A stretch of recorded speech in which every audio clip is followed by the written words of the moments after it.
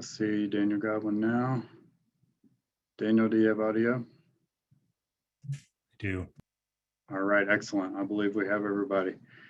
All right, always a little technical difficulty getting these things going. Thank you everyone for your patience.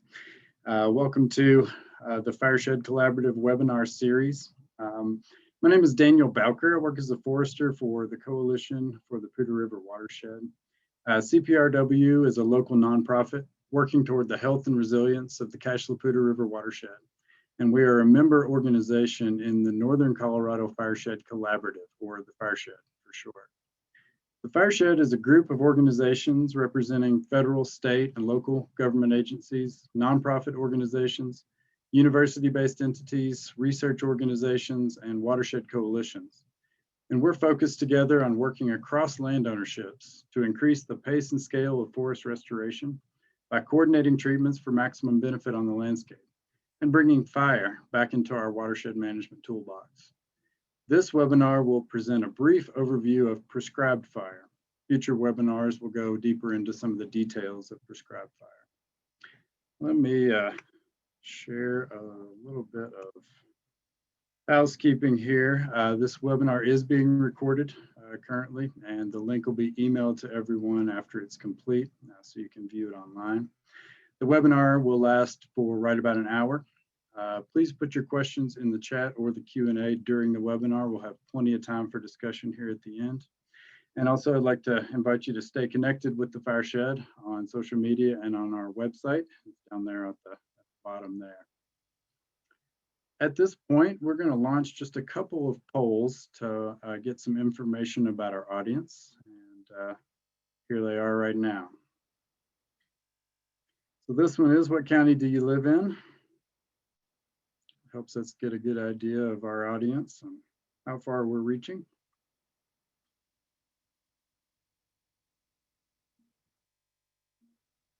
Give this a few more seconds and I'll let you know.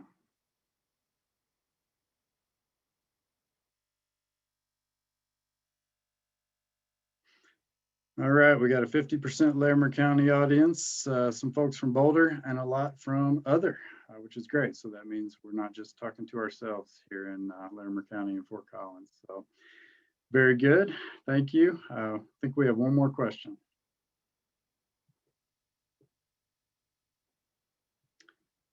So this is a very relevant one for our topic tonight. What are your top concerns about prescribed fire? Smoke, liability, escape, ecological damage, or other. And you can put that in the chat if you have another concern that's not listed there.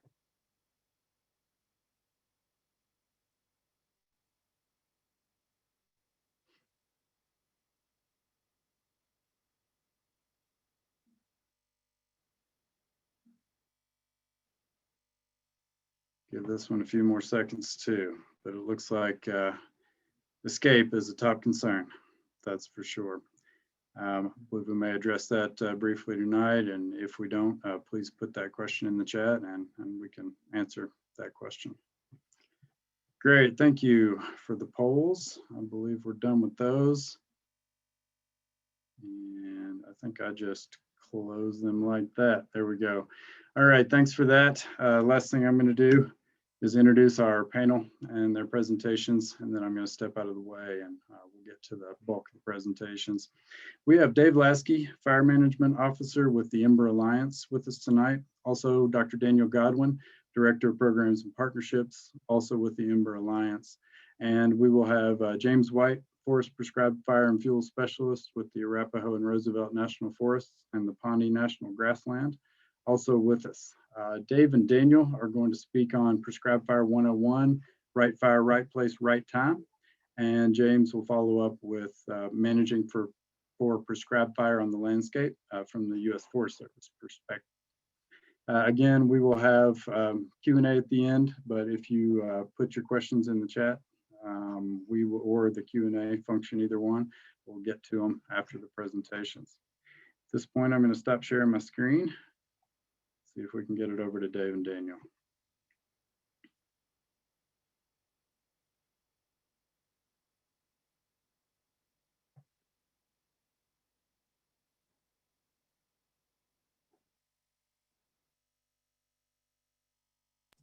In the obligatory, can you see my screen statement? All right, I'm getting a thumbs up.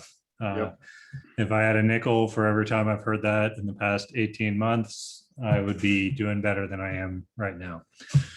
So hello, everybody. My name is Daniel Godwin. Thank you, Daniel Balker, for introducing our talk here. And I'm joined here by Dave Lasky. I'm going to kick off the presentation here on Prescribed Fire 101, right fire, right place, right time. Originally titled How and Why, and then we wanted to go with a little bit more alliteration, and so that's where we ended up with this.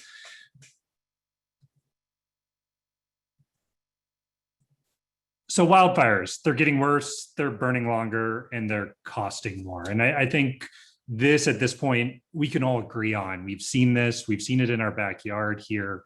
In Colorado, we had the 3 largest fires in Colorado history break records each time again and again last year, right? Like it's getting bad.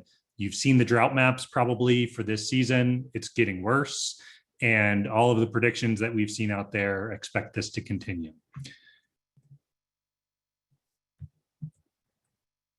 And so part of the problem here is we can't cut our way out of the fuels problem. We have a lot of areas where there's a lot of non-merchantable timber. There's a lot of it out there. There's too much of it to cut, and it's too expensive to cut that much. It's in steep areas. There's not markets for it. It's not a feasible way to deal with the wildfire hazard that we have out there. So really that brings us to our really only solution to dealing with hazardous fuels in a lot of areas to prevent wildfires and to reduce the risk that wildfires present, and that's prescribed fire. And so prescribed fire, we can distinguish a little bit between good fire and bad fire, but it's all just fire in some ways. But good fire is fire that we are putting at the right time, the right place, and the right way, that all these different right ways of doing this. So more in depth, what is prescribed fire? It's a safe way to apply a natural process to ensure ecosystem health and reduce wildfire risk. We can plan to put fire on the ground. We're going to talk about how we do that planning. We can do it in a safe, controlled way that gives us the benefits of fire while minimizing the risk from this. So what are the benefits of prescribed fire and fire in general? There's a lot of them, honestly, and we're just going to scratch the surface here. And as we go over these a little bit, there's tons more details. Literally thousands of PhDs have been minted on just looking at the benefits of fire. One of the big ones here is better air quality from prescribed fire. There isn't a no smoke option anymore. There's going to be smoke in the air, whether from wildfires or from prescribed fires. You either choose the day that the smoke gets emitted or nature chooses it for you. And nature tends to choose days that are less ideal, as many of us experienced last year. I think probably a lot of us have air filters in our houses now after dealing with the amount of smoke that the Front Range faced. This is a way that we can plan these emissions. We can choose the days where the smoke will go in certain directions or will lift and move out. And you can't really do that with a wildfire. And James is going to talk a little bit more about smoke planning, so we're not going to go into detail here. Better ecosystem function. The majority of ecosystems on the Front Range are either fire adapted or fire tolerant. There's a lot of things that want fire. So fire increases plant diversity and cover in the understory, so the areas that are growing underneath the forest canopy. It improves forage and browse for a lot of different animals. It reduces the risk of insect infestation in forest, and pretty effectively. There's a lot of things where the life cycle is interrupted, particularly ticks. Actually, if you don't like ticks, you should like prescribed fire. That's a good enough reason for me, honestly. And it maintains forests as forests, preventing them from converting into shrublands from high severity wildfires. That you've probably all seen these large patches where the forest doesn't come back. It comes into brush, and A lot of wildlife doesn't like that kind of habitat. They like the more forest, and there's a lot of benefits to having the forest structure that we enjoy, that we like to recreate in. Better community protection. That's a huge thing here, right? Is prescribed fire is vastly is the most cost-effective way to treat hazardous fuels to protect the wildland urban interface. It allows us landscape scale reduction of hazardous fuels and really gives firefighters, like all of us on the call that are presenting, opportunities to do work. You know, if you've thinned and burned, particularly burned ahead of a wildfire that's coming through, it gives you space to get in there and suppress the fire. And that's huge. Otherwise, it's just ripping through there. And so better watershed health too. That's a huge thing. It reduces the risk of high severity wildfires and the after effects of the erosion that can occur from that. You can see an example of some of that post-fire erosion here. It improves infiltration for rainfall. So the water comes from the clouds, it comes down and actually gets down in there as opposed to running off. And decreases water use from tree cover. You know, grass transpires, respirates water less than trees do. And so if you're burning, you're reducing the amount of trees, less straws, as they like to say, and so you're pulling less water out. So there's a lot of good reasons to do this. There's way more than this, but let's kind of transition from here and talk about how do we do it. You know, there's a lot of bits and pieces to the process that we're going to talk about here. So I'm going to hand this over to Dave Lasky, and he'll take it from here. Great. Thanks, Daniel.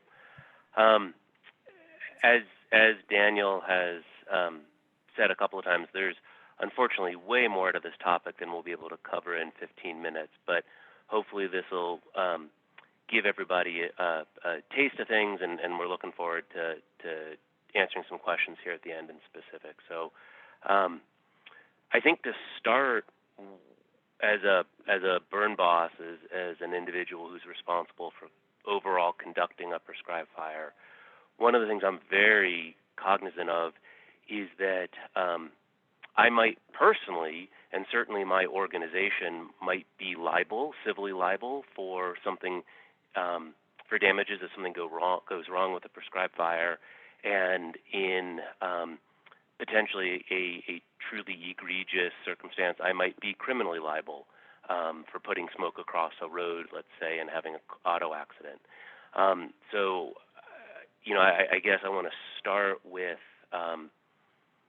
the fact that I think myself and all of my colleagues approach the idea of intentionally starting a fire with an enormous amount of respect for the tool that we're using, and you know, we do our very best to protect the trust that the public has put in us when we do this sort of work. So next slide. And so any prescribed fire starts with a very extensive planning process. And we look at, obviously, what are the ecological outcomes we hope to achieve, but also, so from a big strategic perspective, why are we doing this fire and why are we doing it here? But then we also look very specifically tactically at how we're going to do the fire.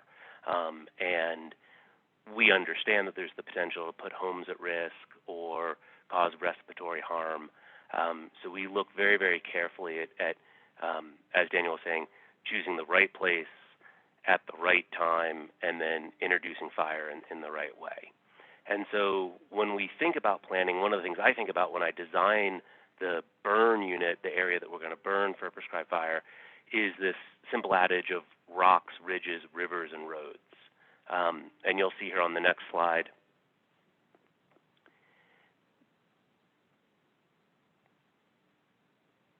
that as much as possible, and again, this is kind of a textbook idea, we look for either existing barriers such as a cliff face or a river, human-made containment lines like a road, or to work with the natural process of fire and fire dynamics and use terrain changes like ridges to allow us to design burn units that are as safe as possible and as efficient as possible. Next slide.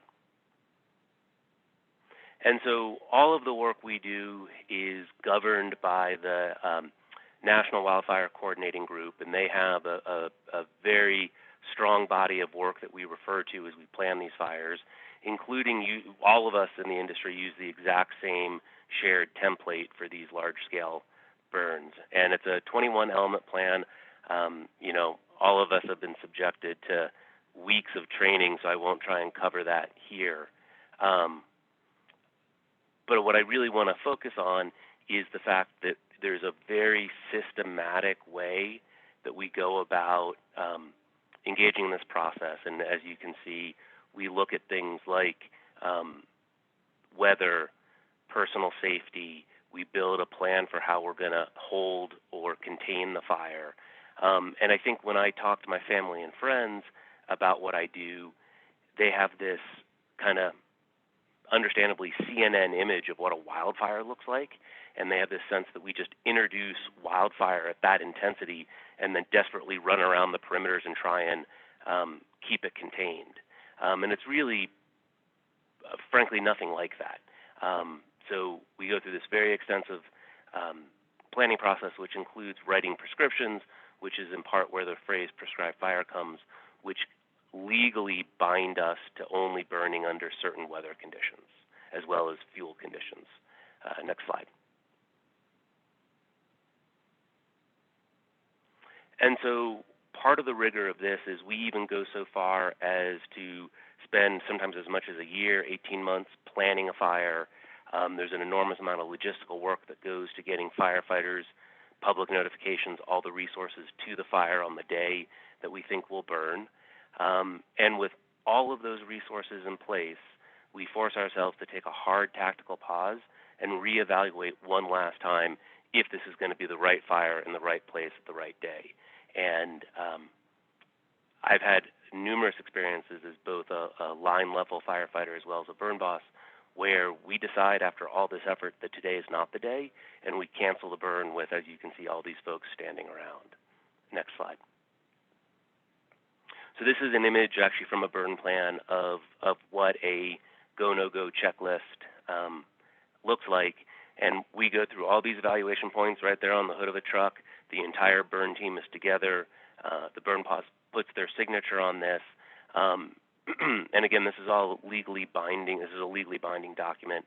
And so there's, I've probably stressed the point that I think there's a lot of professional rigor that goes into this process. Next slide.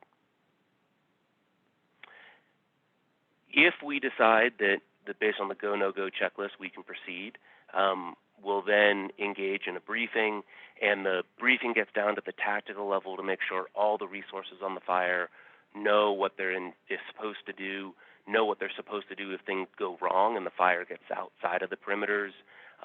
They know what they're supposed to do if there's an emergency like a medical emergency, and it's a very extensive process to get sometimes as many as 50, 75 firefighters coordinated to do the work that we do.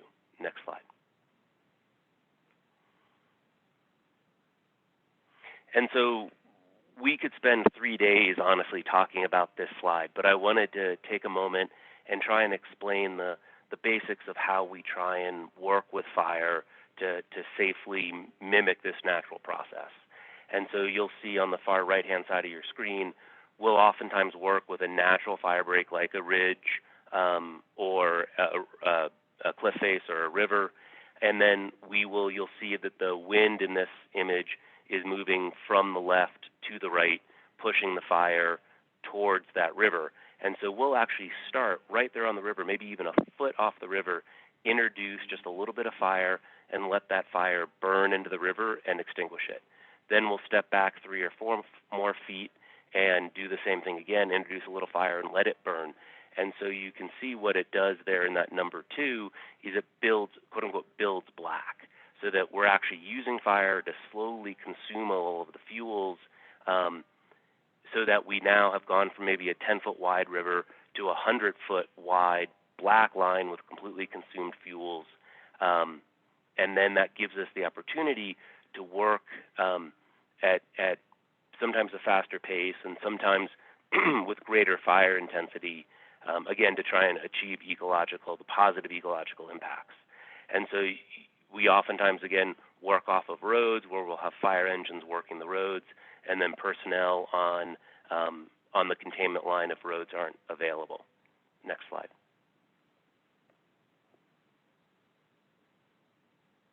And so this is actually an image of a fire that we did.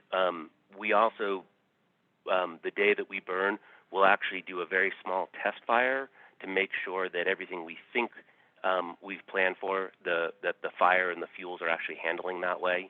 And so you can see here on this image, you can see the engines at the top of the ridge working off of a road, that black that we built, and then coming down into the grass. And we're only using pictures primarily of grass burns because it's a little easier to conceptualize, and then taking bigger chunks so that we can introduce some more intense fire.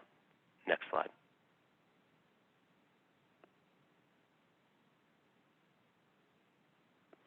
And here are two more images again, where you can see how we try and work on the left-hand side, how the wind is taking that fire towards the road, and we're building that black line. And then the lower right image actually is when the wind is cooperating a little bit more, pulling fire off of our containment line, allowing us to utilize some slightly more intense fire behavior. Next slide. And then once we've completed our fire, there's a very time-consuming, multiple-day process of patrolling and monitoring that fire. And we will continue to stay on the fire until the burn boss determines that the fire is quote-unquote out. And that sometimes takes weeks and weeks of patrol before we're willing to say that. Next slide. And so, you know, in conclusion, I want to keep this to our 15 minutes. We look to engage in a large-scale planning process that, as much as possible, involves the community or stakeholders around the fire, and try and use both prescribed fire as both a natural mimic and really cost-effective way of trying to unwind many of the problems that we have with wildfire. And last slide.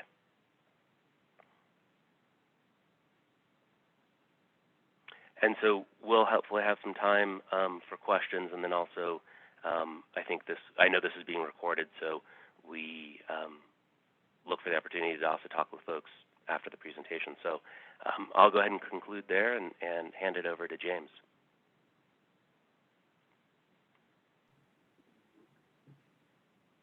Thank you, Dave and Daniel. Really appreciate that. And while James is getting his presentation up, I just want to say that we do have a bunch of good questions coming in to the chat and the Q&A. We're going to hold those till the end, but we will get to them. Thanks.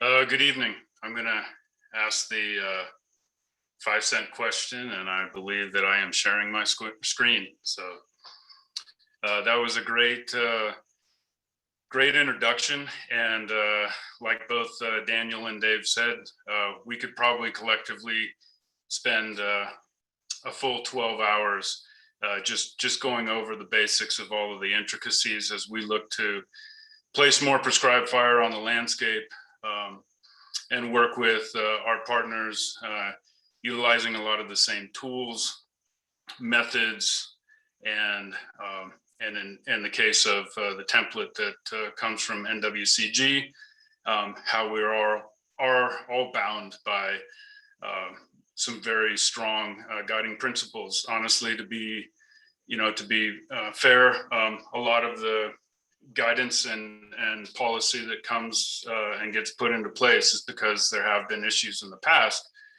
and it's because prescribed fire and placing that prescribed fire on the landscape is a complicated endeavor. First slide here, really just want to highlight two things. One is smoke production. kind of the differences between how wildfire produces the smoke versus our prescribed fire operations. And in this slide in particular, we're looking at an event that occurred on September 7th of 2020 as part of the Cameron Peak fire progression. This is around the Roaring Creek area. I'll be speaking a little bit to that area and the Poudre Canyon in general. But from atop South Bald Mountain, where we had a remote camera, you can see that a significant amount of smoke is being produced. And then as a closer up, you can really get an idea of the fire behavior that's evident here. And I believe my pointer is showing, but in here you can see quite a bit of black smoke coming up and even spotting coming out here in front of this. And so really, I want to highlight that this is not a typical prescribed fire. Our intentions are to keep the intensities moderate to low, not just for control, but because we want to maintain a certain amount of vegetation and characteristics on the landscape that we're treating. This is an image post that wildfire event, that particular day. And you can see in the distance, Boston Peak is on your left. You can see in the distance that much, if not all, of the treed ridgeline there is gone. And the fire came all the way up to the highway, one of those road ridges and rivers options. However, looking at the fire intensities there in the riparian wet areas, there's literally water, standing water here on the left side of the image. Just gave you a sense of how intense, how hot, how dry, and how windy the conditions were. In short, wildfires leave little, especially the large ones, and I'll speak a little bit to why large, why small, but they actually produce a significant amount of smoke because they essentially remove all the vegetation, or a vast majority of it, from the landscape. Prescribed fire is intentionally done under prescriptions and moderated conditions. Daniel and Dave both spoke to prescriptions and what those do as far as how we're bound to them. They identify things like wind speeds, relative humidities, air temperature, fuel moisture conditions, and also seasonality, whether or not we are in drought or not in drought. Because if you burn in drought conditions, at times you may end up with more vegetation damage than you had intended, and therefore you're not meeting objectives. Ultimately, the image on the right, you can see that there's trees left behind. And as Dave presented there in the slide of the prescribed fire implementation, a black line is created, and you're essentially building a wildfire type of footprint, but backwards, so you can moderate, maintain, and regulate the overall intensities. Prescribed fire also includes pile burning, and we do a significant amount of it in and around homes because it can further reduce the fuels, and it can be done in strategic areas where actually putting broadcast fire, the one that spreads across the landscape, versus piles, which is an accumulation of fuels in one location that you intend to light. It allows us to remove those fuels and in hopes that in the future, we can actually put broadcast fire on that landscape. But typically when we're this far departed, meaning that so much time has passed since the last disturbance event on our landscape, with this much time passing, we need to remove some of those fuels in order to even put broadcast burning back on the landscape. In other words, it's very difficult to have any fire be good fire when you have too much fuel on the landscape. Pile burning is typically done when snow is present. It doesn't have to be, but it offers an opportunity to have containment in and around the piles.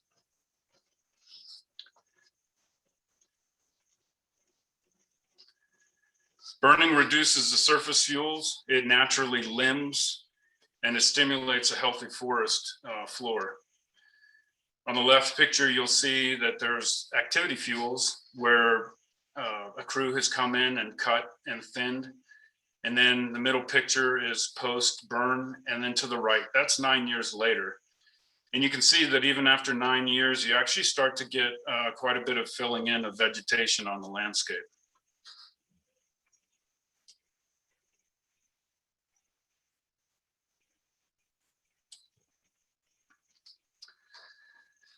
So projects can be everything from lighting a pile to thousands of acres of broadcast burn implementation. All of them start with a match, effectively. And all of them have different level of complexities. And based on the different level of complexities, we have to meet certain requirements, including the level and competencies of the individuals that are working and planning that prescribed fire. When we have large landscapes that we try to introduce prescribed fire on, we have to look at methods to parse that landscape up and make implementation manageable. We can't just take 1,000 acres and assume that we're going to be able to get it all done in one day. And so we look at opportunities, and this is where fire practitioners who are familiar with the landscape, who work together and collaborate and share ideas, can look at a landscape and recognize that there's certain opportunities that we can take advantage of in order to better control and reduce overall smoke production as we implement the prescribed burn. This image shows certain aspects having snow on them, while others are completely snow-free. Those snow-free ones will easily accept fire, and one can place a broadcast burn and meet objectives within those areas, while that fire will end up reaching the edge of the snow and ultimately going out.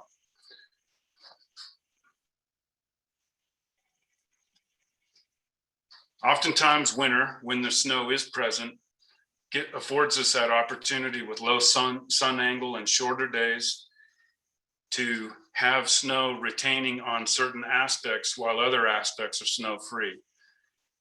In this image on the right, it's simply Google Earth, but it shows, given the time of year, roughly those locations that are darkened would likely have snow on them or higher moisture content.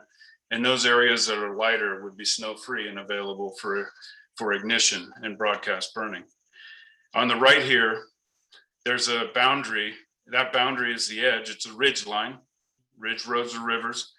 And from there, we're able to actually create that black line, or as we call a catcher's mitt, which is typically on the downhill side or downwind side, excuse me, of the predominant winds and of that forecasted day, in order to create that larger buffer between the ignitions that are occurring and the areas that you do not want fire to go.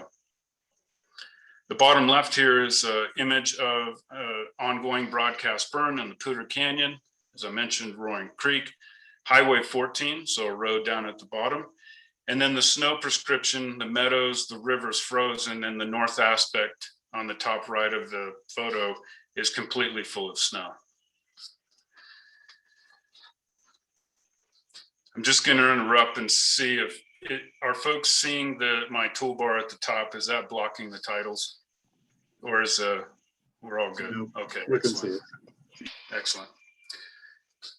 So we can use fire behaving modeling tools to support our field observations. The saying goes that all models are wrong, but many can be useful. And so we utilize our experience, our collaboration, and our expertise to look at these models and their products and to see if it makes sense. If it makes sense, it can tell you a really good picture.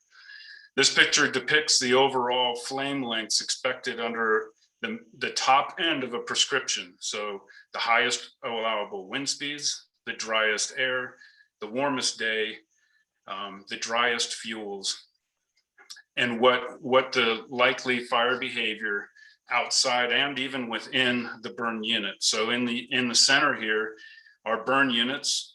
It's about 6,000 acres, and around that is your relative fire behavior that you might be able to expect. We model for possible fire spread when all fuels are available. That'd be your August, possibly September, when your northern aspects that used to have snow, that used to be wetter, used to have mushrooms possibly growing on them, are now crispy dry when you walk through the woods. And your southern aspects that had grass and brush on them, and those are now available as well. And you can see here that this same 6,000 acre unit has identified orange dots, and those are potential problem areas where the flow path from that location extends well beyond a desired growth. So even if you have fire leave a unit and jump the line, you want to know where your worst and problematic areas are and where those locations are. Now, when we apply a snow prescription or removing the northern aspects because of snow, now the image changes because much less of the landscape is available and the flow paths are interrupted. So the next slide shows much less growth, half to a quarter distance of those places that do carry fire. And in many cases, in the middle here of the of this image from the modeling, there's no likely flow path leaving the unit. So this tells us that we have opportunities to burn at certain times in certain locations. And then it also tells us where our orange dots are, in this case, where we could have issues regardless if we are burning under a snow condition or a condition when northern aspects are not available. One nice thing about burning when you have what's called moisture differential on the aspects is that you can limit overall smoke production and you can create more of a mosaic on the landscape, even under windier, drier conditions, because the surface has interruptions of snow in certain locations. So you don't get that buildup of energy that you might see in a wildfire, even if you do aerial ignition on a landscape like this. Aerial ignition is when ignition spheres are dropped from a helicopter, or now we try to use drones.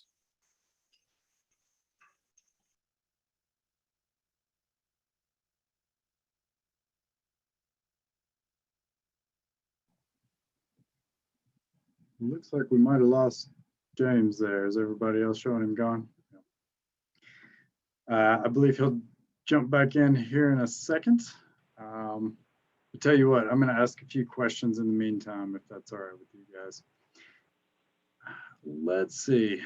And, Daniel and Dave, since you guys are really working on private lands, we could ask James the same question, and it's probably a different answer. But what does it cost to burn? What's it cost to plan and host a prescribed fire? Does it depend on size, terrain? What are the main factors, and how big of an area can you address with a prescribed fire?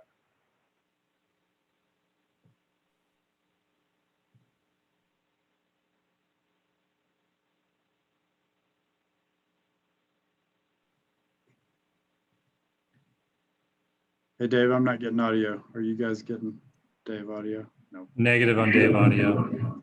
Sorry, Daniel. What I was saying is that's a great question, and I guess I'm going to take the easy way out and say it depends. But it really does vary based predominantly on what we call values at risk. And so in areas where there's a lot of homes or a lot of energy infrastructure like power lines, or areas of really critical habitat, the degree to which we have to staff and plan, because the tolerances for mistakes are so much lower, are much greater. So in some place like Larimer County, it may cost as much as $500 an acre to do a prescribed fire on a small unit. And then in other areas where we work on private land, for example, some large private ranches in southwestern Colorado, we can get down as low as $50 an acre. Acres are a tough metric, in part because it's kind of easy to cheat the math.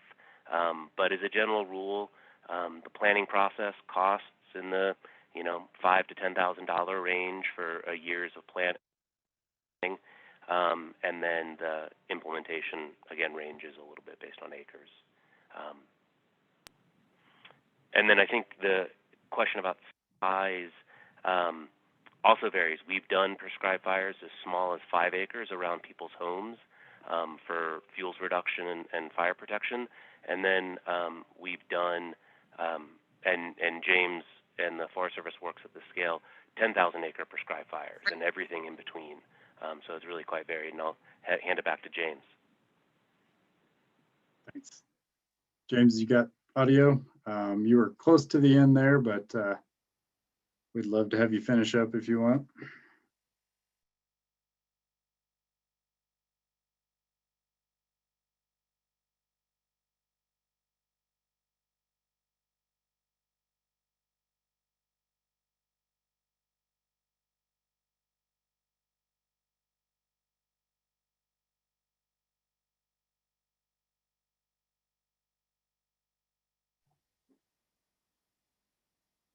I believe you're still muted there, James. Are you able to share?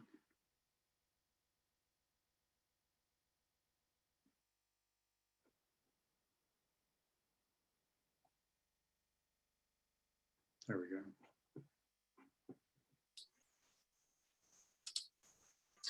All right, I think I'm back. Sorry about that. I should have announced that we're gonna have an intermission.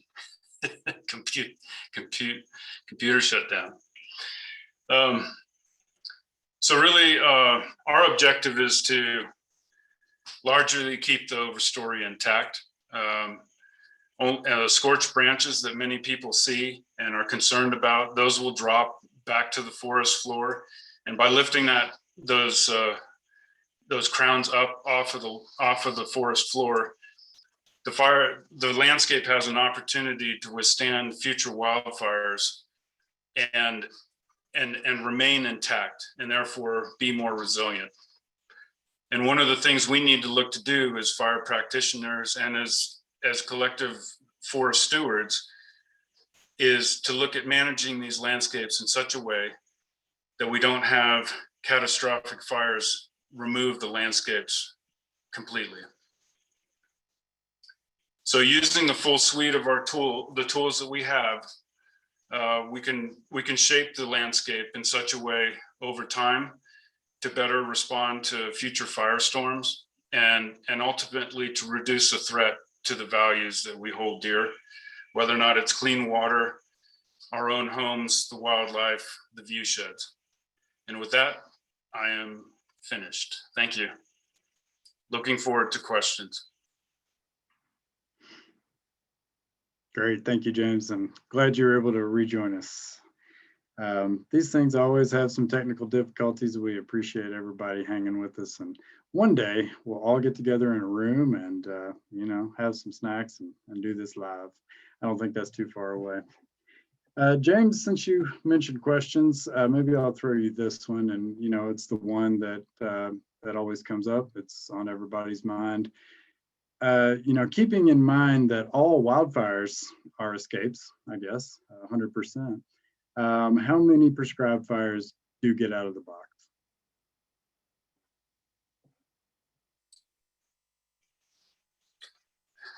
So the number is very low. It's less than 0.1% of actual ignitions that have unintended consequences. So not even escape, but even when nationally we keep record of that, each agency keeps record and the states keep record for the non-federal practitioners. The number is very, very low. And we report anytime we have issues with the fire. It doesn't have to be an escape because we thrive from a learning environment. And so we try to share our lessons learned with each other. And we actually have a wildfire and a prescribed fire lessons learned site that is available to all of us to learn from the challenges that others have had. Great, thank you. So A fraction of a percent. Good to know. Good deal. A couple of the questions are asking about, some of the pictures we've seen are in grasslands or less densely forested areas. And, I think for demonstration and that kind of thing, these things are easier to show that way. What happens when you get into a denser forest? Do we burn in denser forests? And how is that done safely? And what looks different there from burning in a more open forest type? I'll let whoever clicks in first answer that one. And you all might have some additional information.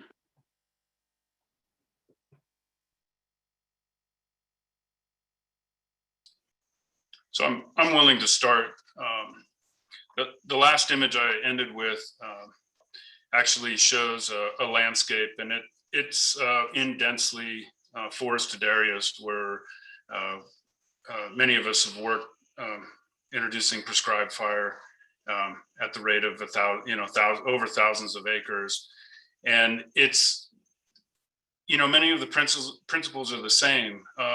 In fact, fire is a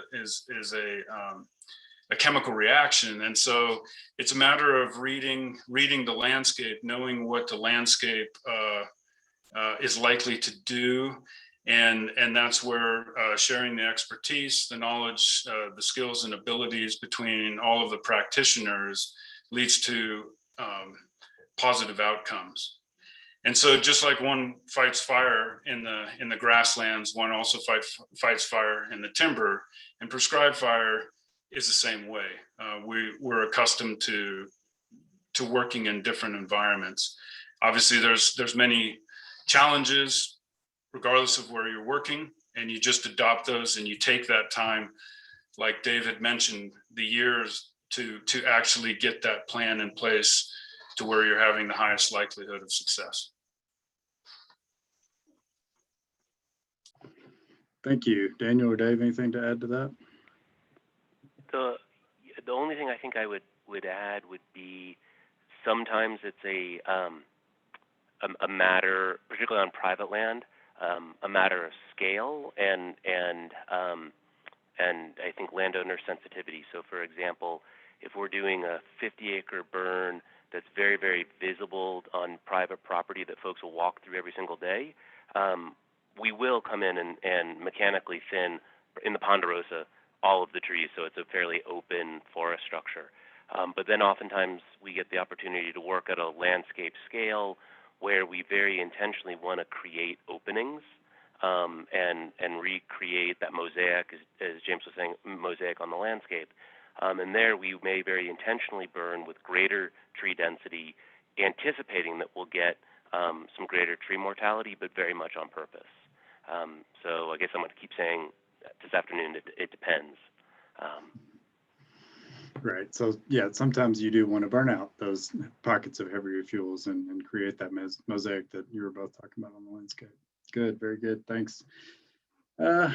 Let's see. This is a good one. What's the cycle time? And Daniel, you mentioned this a little bit. It might take 12, 18 months. Maybe Dave mentioned that, to plan and get a prescribed fire going.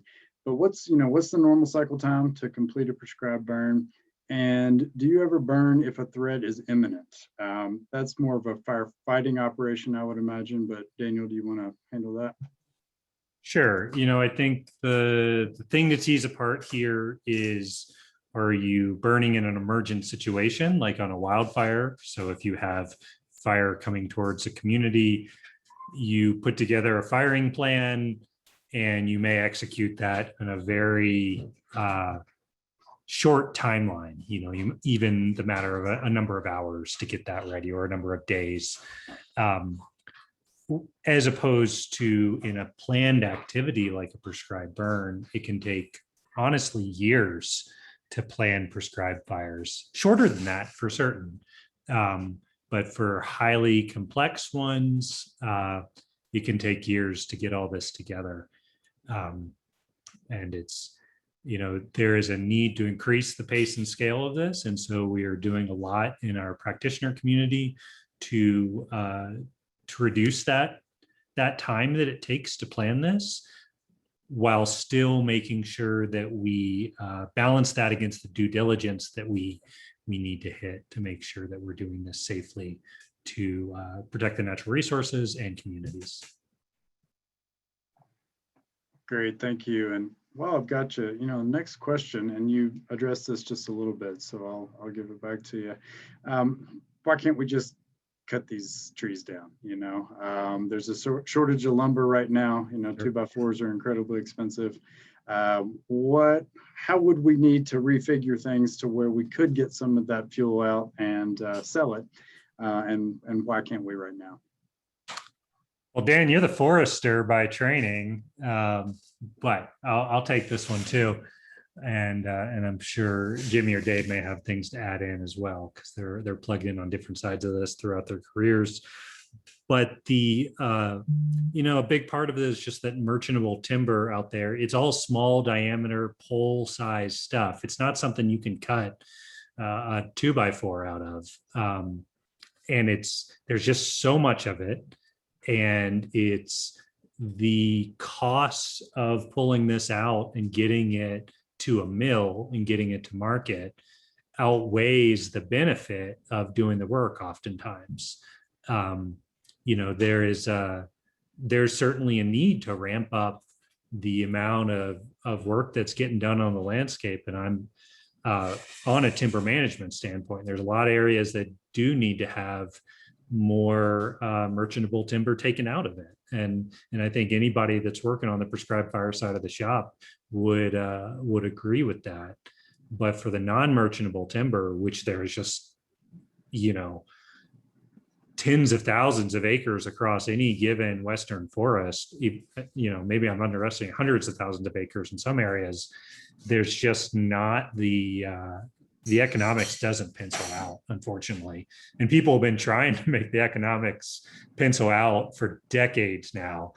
It's one of those things where if there were an easy button to hit, if there were an easy solution to this, we would have done this already. But it's, they call these things wicked problems because there's no easy answer to them. There's a lot of measures that are complicated and hard.